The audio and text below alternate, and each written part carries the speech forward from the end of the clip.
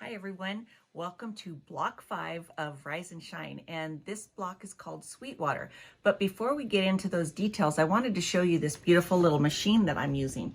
Usually you'll see me using my M7, but this is a small Bernina. It's a 480 and it's a special edition, and they call it the Peacock edition because of all of these beautiful little engravings that they have.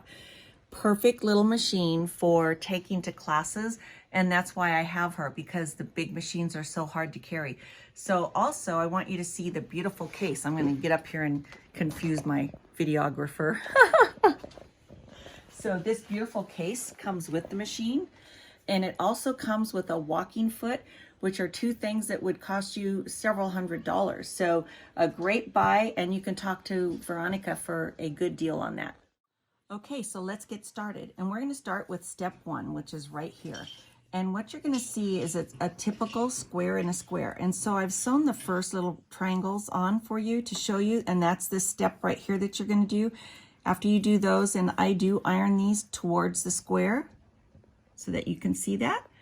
And then we're going to sew one on the two opposite sides. So I've already sewn one on here just to show you. And it's going to open up like that. But we'll sew this second one on. And we'll use our little peacock machine here. And I like to use these little thread catchers, so you'll see me using those a lot. And I also trim it. I don't see any little threads there, but that's what I would do.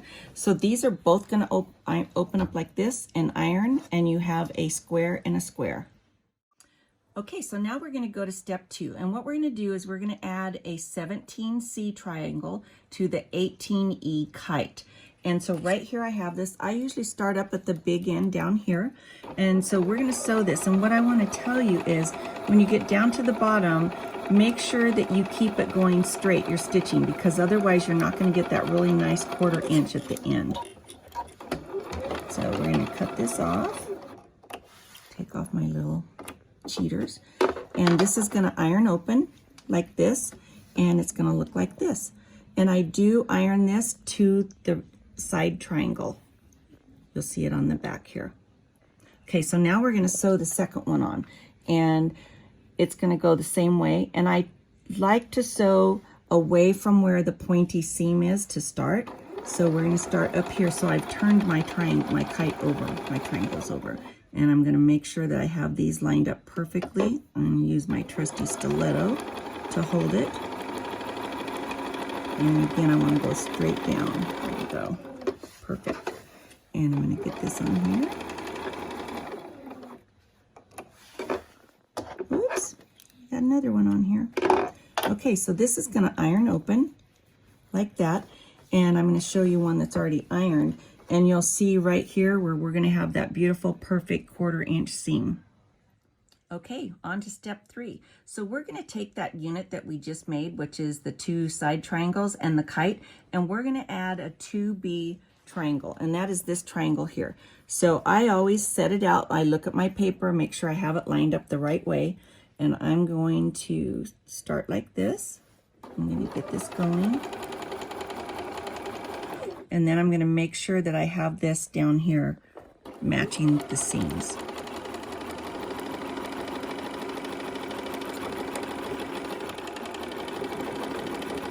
Okay, now I've told you before that I like to trim off all my little edges as I go. So these little strings like that, that's what I'm talking about. It makes it really pretty when you do that. And then this is going to open up. And because you've already done pretty 1/4 inch seams, look at how nice that looks. And I have a very finished ironed one for you to see. And I iron this towards the large rectangle. Whoops, sorry, that's a triangle. Okay, now we're on to step 4.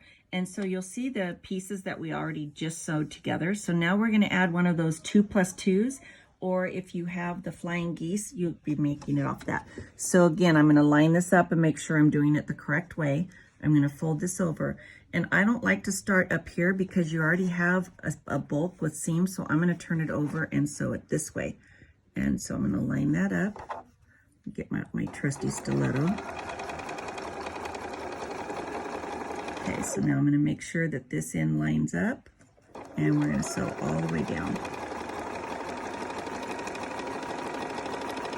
I like the stiletto because it holds everything in place for you.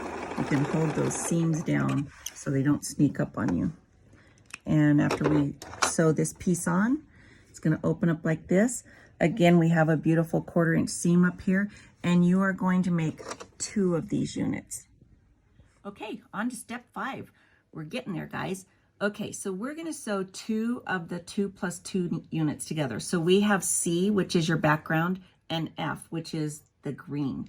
And so I want you to look at this because it's kind of confusing. Am I going to sew it this way? But look at the picture, and you can see that this little point, the smaller, goes together like that. And so what we're going to do is flip this over, and we're going to line up those notches again. The notches are just great. They help you make a really nice seam. And we're going to make sure that our bottom lines up, and we're going to sew all the way to the end. Just love this little machine. She cranks out anything I want. Okay, so we're going to cut those. This is going to iron open, and you are going to make 2 of these units. It's going to iron open like that, and you iron towards the darker side like that. Okay, everybody, we're on to step 6. So we're going to take the 2 units that we just made, which is all of this and these, and we're going to sew this unit to this unit. And so it's going to go like this. If you look at your picture, I want you to always see it. Your background color is going to go here, and your E color is going to go here. So I'm going to flip it over like this, but I don't want to sew from this side. I'm going to turn it like this. And the reason I'm going to do that is, you see here when we ironed those to the small triangles, I can see right there where my seam is, and if I sew right there, I'm going to have a beautiful point. So let's get that going. And I want my stitch to go right there. Stop for a second and make sure this lines up. And I'm going to go all the way down straight.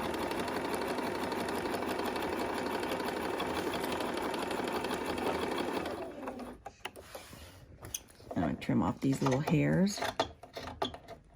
I'm not trimming off fabric. I want you to know that. I don't want you to trim your seam small. So this is going to open up like this, and we are going to iron it towards this large triangle. And you are going to make 2 of these units.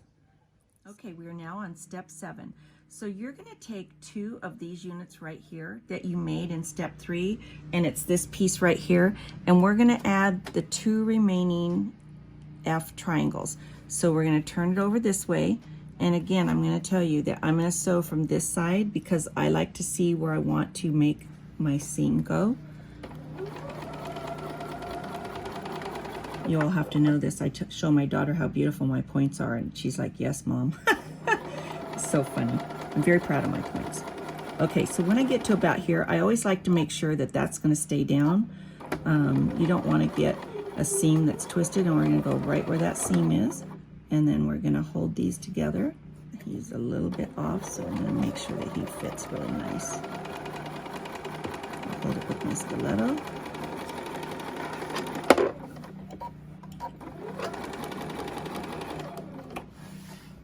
Got a few little hairs here we're going to get off.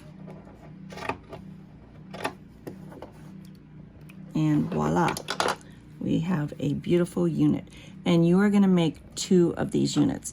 So we're going to have these, and then we're just about done. Okay, we're on step 8 now. And what we're going to do is take this unit right here that we just made in step 7, and we're going to go back and get the little square right here, the square and a square that we made in step 1. So I've already sewn 1 on. You're going to have the 2 plus 2 next to that. So I'm going to sew this one on. And here again, I know I keep saying this, but I'm going to turn it over because I want to see, here's where my seam is right there. And I want to make sure that I have that beautiful 1/4 inch because I want my points really pretty. So we'll keep that down, stitch right there. And I lost my little thing, so we're going to use our cutter. Oops. Okay, I'm going to cut my string. Cut all of these off. And we're going to open this up. And you have this beautiful unit. This is the center unit of the block. So if you look down here on step 9, you're going to see that it's right here. And we've put 2 different ones on the end, and this is our center block. Okay, we just finished sewing our 2 pieces right here and here, and now we're going to sew those big triangle units that we made. So we have 2 of these units, and what you're going to do is it's going to line up. You're going to turn it like this. This one I do pin. I like to make this match, that seam right there, and I like to make this one match, and then I'm going to mark where my seam is because I have triangles on both sides that I want points to match. So you're going to do 2 of these. One's going to go there and one's going to go here.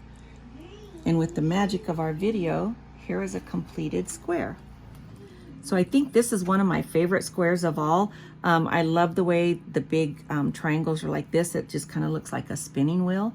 And I wanted to show you because I enjoyed it so much. I had Cape Facet scraps.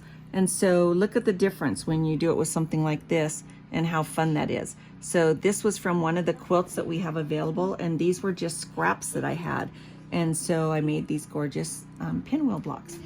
So I hope you guys enjoyed this one as much as I did, and I will see you soon.